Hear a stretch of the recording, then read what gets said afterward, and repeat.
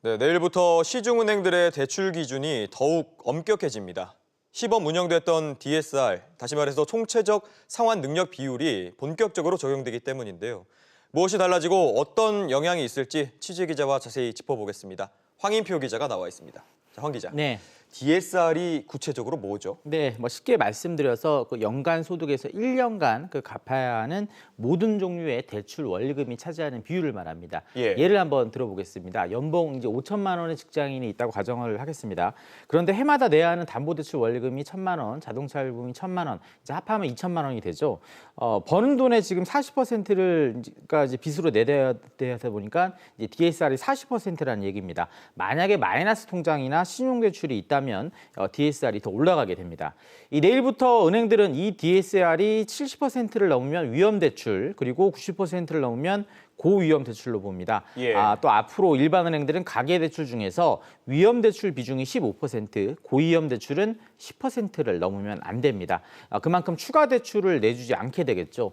그렇게 되면 저축은행이나 보험사에서 대출 받거나 급하면 신용카드 현금 서비스면 받으면 되겠다 이렇게 하시겠지만 앞서 말씀드린 저축은행이나 보험사 이런 이금융권도 시범적으로 DSR을 적용을 하고 내년부터는 은행과 마찬가지로 의무화할 예정이어서 앞으로 여기저기서 대출 받기가 더 어려워질 전망입니다. 네, 임대사업자의 대출도 깐깐해진다고요? 네, 그 임대사업자의 연간 이자 소득을 연간 이자 비용으로 나누는 지표를 이제 RTI, 임대업 이자 상환 비율이라고 하는데요.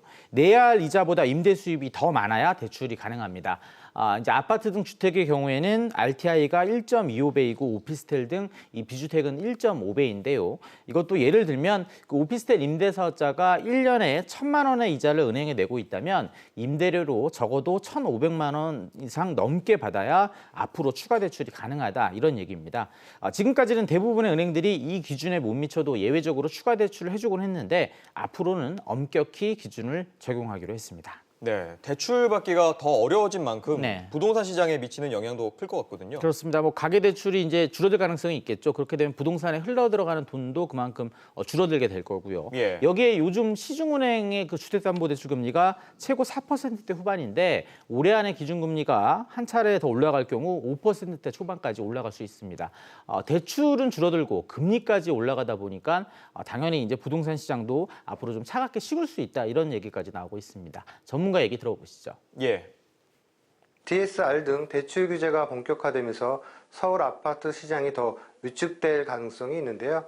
여기에 기준금리 인상 가능성이 높게 점쳐지고 있고 수요가 줄어 단기적인 집값 안정 효과로 이어질 가능성이 커 보입니다. 이 부동산에 흘러 들어가는 돈이 좀 막히면서 당분간 부동산 시장을 좀 지켜보자 이런 심리가 확산될 것으로 보입니다. 네, 알겠습니다. 황 기자 이야기 잘 들었습니다.